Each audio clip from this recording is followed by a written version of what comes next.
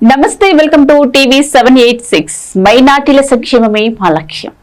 ఇక వివరాల్లోకి వెళ్తే, ముఖ్యమంత్రి శ్రీ నారా చంద్రబాబు నాయుడు గారిని కలిసిన ఏపీ హజ్ కమిటీ చైర్మన్ షేక్ హసన్ బాషా గారు ఈరోజు మంగళగిరిలోని టీడీపీ కేంద్ర కార్యాలయంలో గౌరవనీయులైన ఆంధ్రప్రదేశ్ ముఖ్యమంత్రి శ్రీ నారా చంద్రబాబు నాయుడు గారిని రాష్ట్ర హజ్ కమిటీ చైర్మన్ హాజీ షేక్ హసన్ బాషా గారు మర్యాదపూర్వకంగా కలిశారు.